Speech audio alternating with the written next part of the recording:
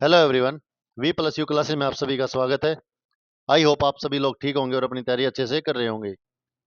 जो भी बच्चे चैनल पे नए हैं या जिन्होंने अभी तक चैनल सब्सक्राइब नहीं किया है, please subscribe the channel and like video को लाइक शेयर जरूर किया कीजिए। हमारी जो HSSC pharmacist topic wise MCQ series चली हुई है, उसमें हम आज फार्मास्यूटिक्स से semi solid doses form and suppositories पढ़ेंगे।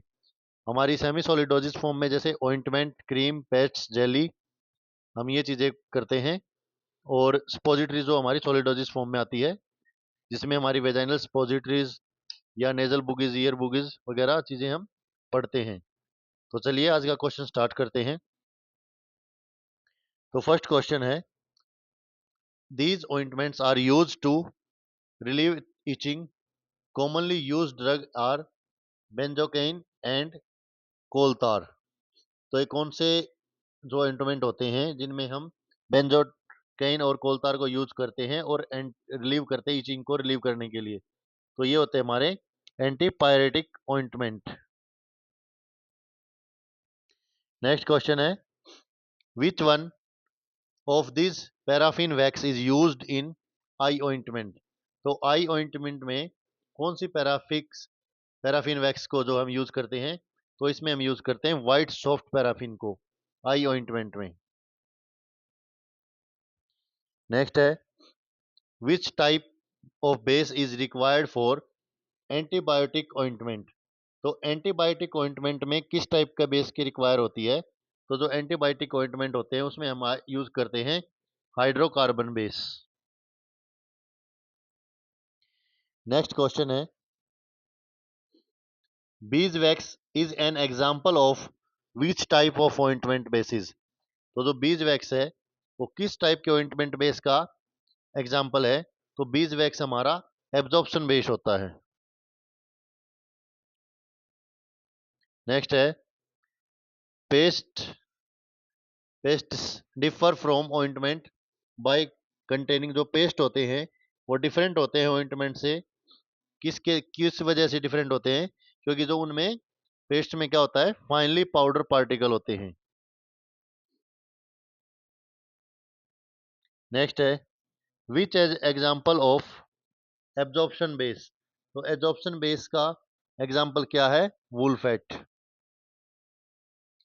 नेक्स्ट क्वेश्चन है, which of the following is an example of an ointment made by chemical reaction. तो केमिकल रिएक्शन से कौन सा ऑइंटमेंट है इनमें, तो वो होता है हमारा आयोडीन ऑइंटमेंट। नेक्स्ट है, लिक्विड पैराफिन इज ऑफ। जो लिक्विड पैराफिन है वो मिनरल ओरिजिन से मिलते हैं। नेक्स्ट है, the base used to stiffen the ointment is. तो कौन सा बेस यूज करते हैं स्टीफन में, तो ये करते हैं हार्ड पैराफिन यूज। नेक्स्ट है, मिथाइल पैराबीन और propyl paraben may be used in the preparation of ointment as. तो एज ए प्रिजर्वेटिव यूज करते हैं। नेक्स्ट है, which is an example of water soluble bases. तो वाटर सोल्यूबल बेस कौन से हैं, पीजी। नेक्स्ट है, fusion method is used for the preparation of. तो फ्यूजन मेथड को यूज करते हैं किस तरह प्रिपरेशन में, ऑइंटमेंट में। नेक्स्ट है, along with benzoic acid white fields ointment contain. तो कितना सैलिसिलिक एसिड जो है वो यूज करते कंटेन करते हैं, तो 3% सैलिसिलिक एसिड कंटेन करते हैं। नेक्स्ट क्वेश्चन है, लेनोनिन इज ए। तो लेनोनिन क्या है, एक वुल फैट है। नेक्स्ट है, the ointment of mineral origin is. तो मिनरल ओरिजिन की ऑइंटमेंट कौन सी है इसमें से, पैराफिन वैक्स। नेक्स्ट है, a physician request A 0.1% steroidal cream that is commercially available as a 0.25% strength in a vanishing cream base. Which one of the following ointment base is the best choice as a diluent in this situation. तो vanishing cream base में कौन सा diluent जो है इस ointment को बनाने के लिए सबसे बेस्ट रहेगा, तो वहां पे रहेगा हाइड्रोफिलिक ऑइंटमेंट।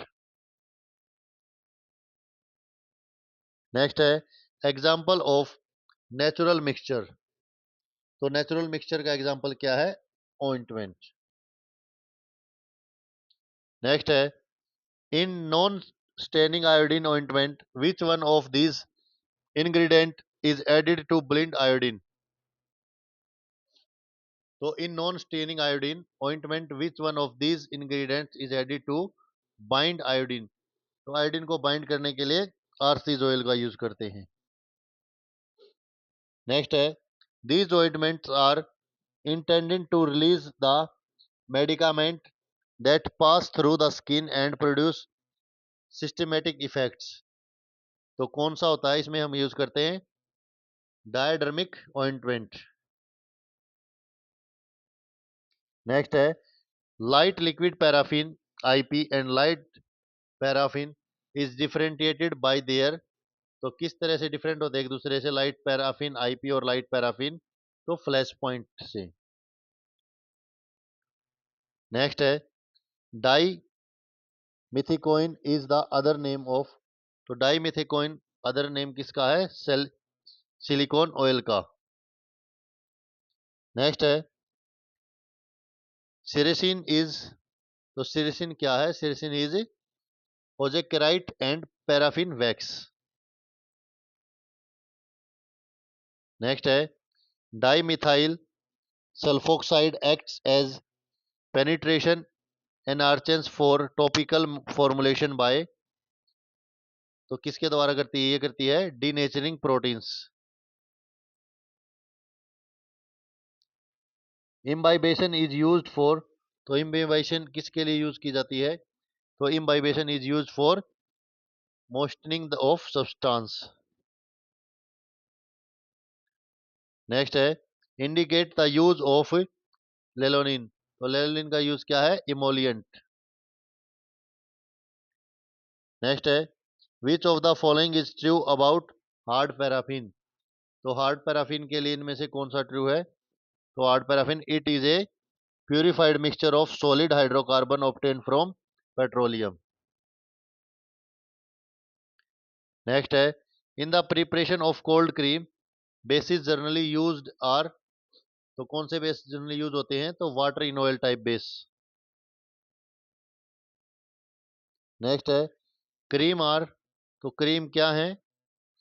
क्रीम इमल्सन्स है।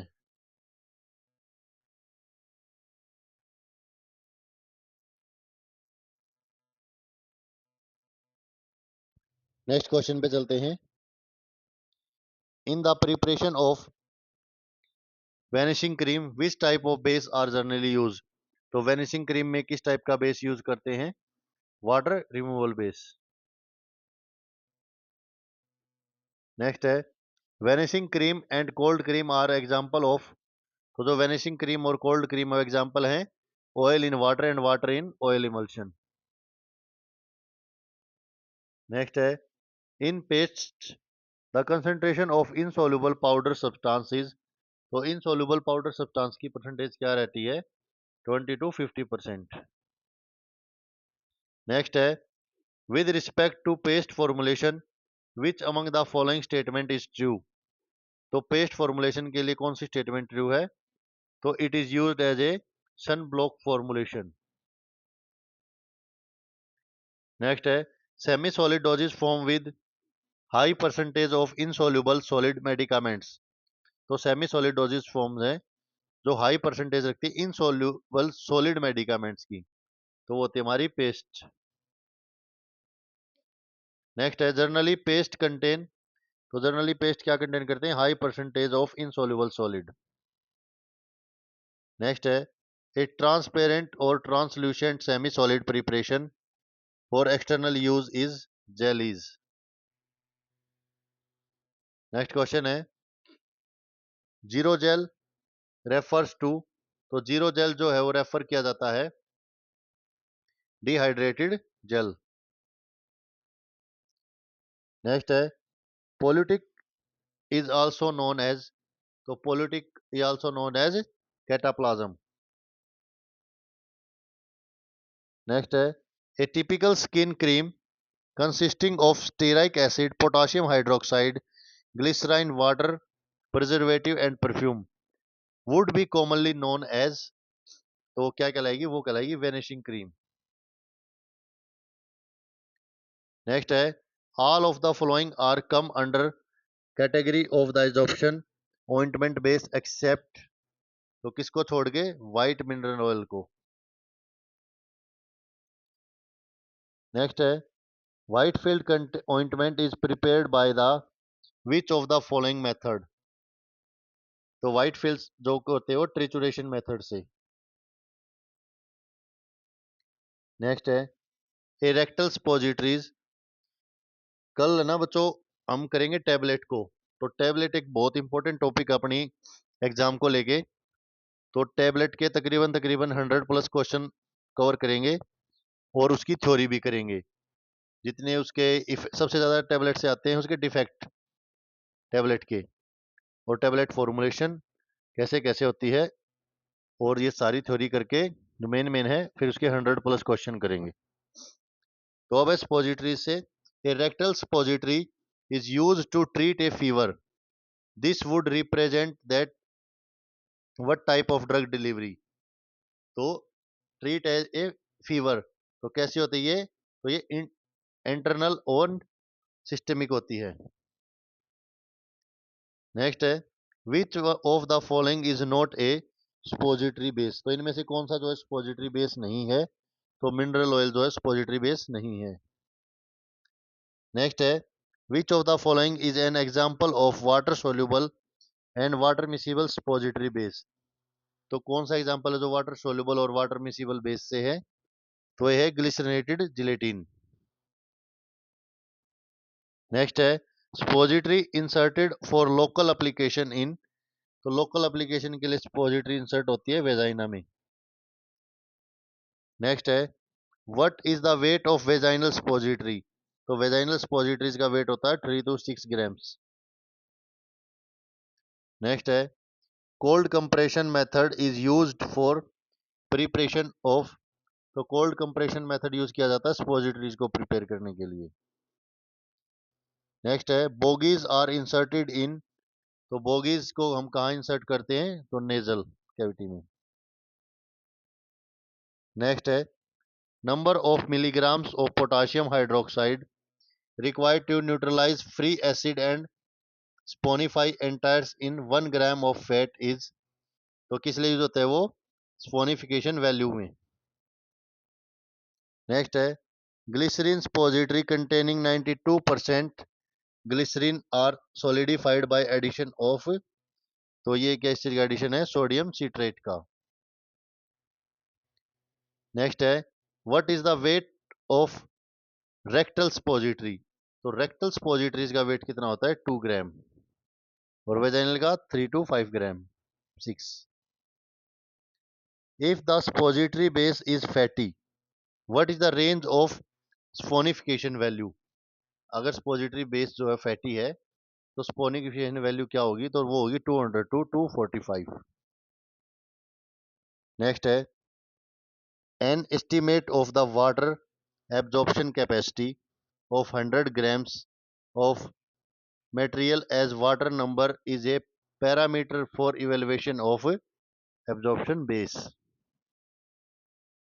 Next है the synthetic fat base consisting of a mixture of tri di and monoglyceride saturated fatty acid are known as, तो क्या बोलेंगे उसे, उसे बोलेंगे मासा स्टेरनियम। नेक्स्ट है solid fat index SFI is determined by, तो सॉलिड फैट इंडेक्स को हम कैसे डिटरमाइन करेंगे, dilatometry. Next in case of suppository base SFI stand for, तो SFI स्टैंड करता है सॉलिड फैट इंडेक्स से। नेक्स्ट है number of gram of iodine that react with 100 gram of fat, तो number of grams of iodine that react with 100 gram of fat is iodine value. Cocoa butter available in following form. Cocoa butter जो होती है वो available होती है किस form में? तो वो हमारी अल्फा फॉर्म में भी, बीटा फॉर्म में भी, गामा फॉर्म में भी, इन सभी में होती है। नेक्स्ट है decomposition of fat due to rancidification is indicate by. तो वो इंडिकेट करती है हाई आयोडीन वैल्यू। नेक्स्ट है the number of part by weight of medicament that displace one part by weight of base. तो ये होती है डिस्प्लेसमेंट वैल्यू। नेक्स्ट है saponification value for ideal suppository base. तो स्पोनिफिकेशन वैल्यू कितनी होती है आइडियल स्पोजिटरी बेस के लिए? ये होती है 200 टू 245। तो हमारी जो सेमी सॉलिडोजिस फॉर्म थी और स्पोजिटरी पैसरीज थी वो क्लास कंप्लीट होती है। कल हम टैबलेट करेंगे जो कि एक बहुत इंपॉर्टेंट चैप्टर है। उसकी थ्योरी करेंगे मेन उसके डिफेक्ट करेंगे और उसके 100 प्लस एमसीक्यूज करेंगे जो प्री वाई क्यू हैं। जिन बच्चों ने अभी तक चैनल को सब्सक्राइब नहीं किया प्लीज़ चैनल को सब्सक्राइब करो और अपने ग्रुप्स में भी शेयर किया करो। जो भी आपके क्लास या अपने फार्मेसी से रिलेटेड कोई एचएसएससी से रिलेटेड किसी ग्रुप में अगर आप लोग ऐड हो तो लिंक को प्लीज़ सेंड करो और बच्चों को जोड़ो ताकि हम एक आइडिया ले सकें कि कितने बच्चे हैं, कहाँ कहाँ से कवर हैं। क्योंकि जो क्लास का अगर हम उन्हें एनालाइज करते हैं तो उसमें लड़कियां बहुत कम हैं। लड़के 90% वॉच कर रहे हैं, लड़कियां 10%। लेकिन ये नहीं है कि पेपर नहीं दे रखा। लड़कियां भी पिछली बार भी काफ़ी थी जिन्होंने एग्ज़ाम दिया था, इस बार भी। और कुछ बच्चों के कुछ पर्सनल कमेंट थे तो मैं बता देता हूँ कि एक बच्चे का कमेंट था कि आप फार्मेसी फील्ड से हो या नहीं हो। तो मैं फार्मेसी फील्ड से हूँ और मेरी बी फॉर्म, डी फॉर्म, मेरी सारी फार्मेसी जितनी भी डिग्री डिप्लोमा है वो सारी कंप्लीट हो गई थी। कम से कम भी 10 से 12 साल हो गए हैं कंप्लीट हुए, 12 साल तकरीबन हो गए हैं। और मैंने एज ए स्पोए फार्मा भी काम किया है, पर्सनल अपना भी किया है। और एक बच्चे का था कि एज ए टीचर भी काम किया है, टीचिंग भी की है फार्मेसी फील्ड में। एक बच्चे का था कि अभी आप गवर्नमेंट फार्मासिस्ट हो, कहाँ हो, क्या हो। तो मैं गवर्नमेंट जॉब में हूँ पिछले 7-8 सालों से, but not in pharmacy field, in other field. तो आप लोग अपनी पढ़ाई पे ध्यान दें, ना कि मेरी पर्सनल डिग्री डिप्लोमा और क्वालिफिकेशन। मैंने तो 2-3 मास्टर कर रखी हैं, बैचलर भी 2-3 हैं। तो मेरी उन डिग्रियों पे ध्यान ना देकर अपनी क्लासेस पे ध्यान दें, ठीक है? अगर कहीं कोई कमी लगती है, कोई चीज़ एक्सप्लेनेशन में कम है। अब ये नहीं है कि मैं आपको हर एक क्वेश्चन को अच्छी तरीके से एक्सप्लेन करके उसकी बेसिक से स्टार्ट करूं। आप लोगों ने डिप्लोमा तो कम से कम पढ़ाई होगा, डिग्री करी होगी, तो नॉर्मली चीज़ आपको चाहिए। मेरी फर्ज बनता है कि आपको ज़्यादा से ज़्यादा क्वेश्चन प्रोवाइड करवाए जाएं। आपकी जितनी ज़्यादा क्वेश्चंस की प्रैक्टिस होगी, जितने ज़्यादा क्वेश्चन आंसर आपके माइंड से निकलेंगे, वो आप लोग उससे अच्छे तरीके से अटैम्प्ट कर पाएंगे। क्योंकि सिलेबस तो वही है, सिलेबस में तो कोई ज़्यादा चेंजेस है नहीं। तो आप लोग अपनी तैयारी पे ध्यान दो। इसके एक बार ये सिलेबस कंप्लीट हो जाए फिर डेली फुल सेट डालेंगे हम कंप्लीट करके। हरियाणा जीके के भी, कंप्यूटर भी, साइंस भी, मैथ भी, रीजनिंग भी, फार्मेसी भी, पूरा सेट। और हरियाणा स्टेट फार्मेसी कोई इतनी ज़्यादा ये नहीं है कि आपको बहुत ज़्यादा पढ़ना है, लेकिन अच्छा पढ़ना है और सिलेक्टेड पढ़ना है।